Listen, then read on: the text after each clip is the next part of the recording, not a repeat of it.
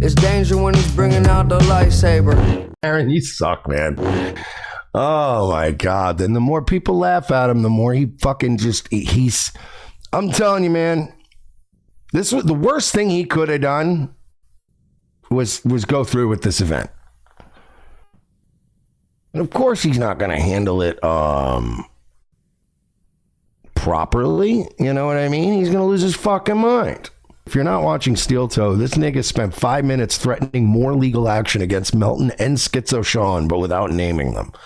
Hopefully the clip channels get it up. You know what was very funny about that anniversary show is even the people who came there to hate it, one of them left almost crying. I walked him to his car, and he was someone who caused someone to have a violation on their restraining order. There's the one guy who looked like Stevie Louie told me, he's a, I'm actually having a really good time, and all these people are pretty fun. Like, this is a pretty fun time. I'm like, fucking A right it is, buddy.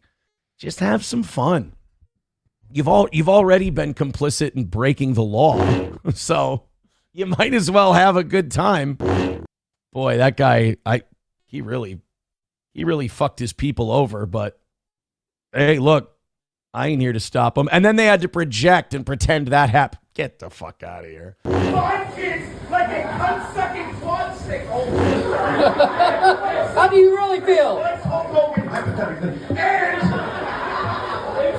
And why else keeps doing that? Be like, oh, I feel fucking like I was tricked. You weren't tricked, you stupid fucking gash. I can't wait to watch his son do drugs, his daughter's only fan. I will jerk off to someone who somehow was younger than my wife. I will. I'm talking about Kayla Ricada, the slob whore. Oh, I know. You talked about her on your set too. But I mean, yeah, because I can say whatever I want. I can make 37 cents. And after I read it, I'll say your boy didn't do too well. You know what I'd say. That you can't even joke like that. Fair point. All right, never mind. That's all I said. God, the world is filled with little fucking queers. Even the people who came there were like two people who came there to hate it. They ended up having fun and having to admit. One of them did break the law, unfortunately, on behalf of someone else. So we will have to deal with that. And I know they're coping about that, but they didn't do any, look, people are responsible for their own decisions. It's too bad they had to do that. I asked people not to film. I said they can't film, and they did. And I know the person who did it. It turns out yesterday we found out they openly broke a law to do it. So that's uncomfortable for them. But and then they projected about it, like they did it on behalf of someone else who's not legally allowed to, and that's indirect. And then they claimed that something else happened that didn't. It's like, you're coping because you did what you know. Sorry, like I said, I can't save them all. Yeah, I agree with you, Dusty Rhodes, but look, we had an amazing weekend, and thank you for the $1, buddy. You'll understand why I'd rather not read that.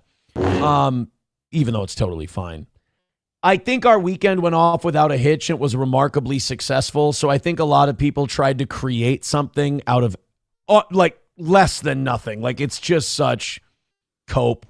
I'm seeing examples of people literally losing their minds, making up shit that happened, going crazy, and trying to make there be a thing about the anniversary show that was negative.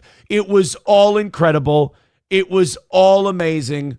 Holy shit, did we have a great weekend. And the fact that you have people breaking the law to try and get something going just shows that the Toes still got it. And then to watch them just make shit up and convince themselves of it, it's like, guys, you understand you can walk away from all this and not make yourself crazy. Like, I've never done anything to you. You can walk away from the whole thing, or you can make yourself insane. Even that paralegal lady who thinks I'm the biggest piece of garbage who ever lived said, yeah, these spy people, they broke laws on me. It's not good, not looking good doing shit like that. And it's like, you know what? Even an absolute fucking lunatic a lunatic cuckoo clock is right twice a day. I get stalked on a regular fucking basis.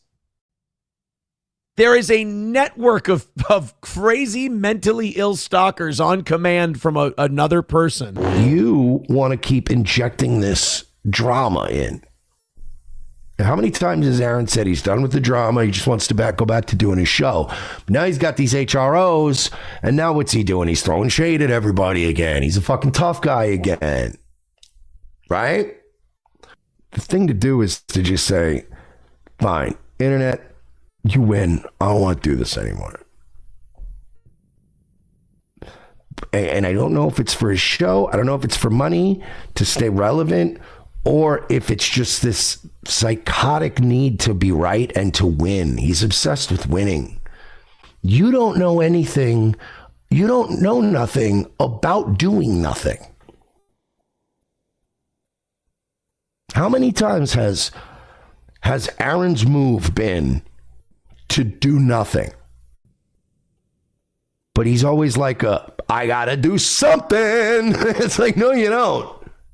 But how else do I get the win? It's like, what win?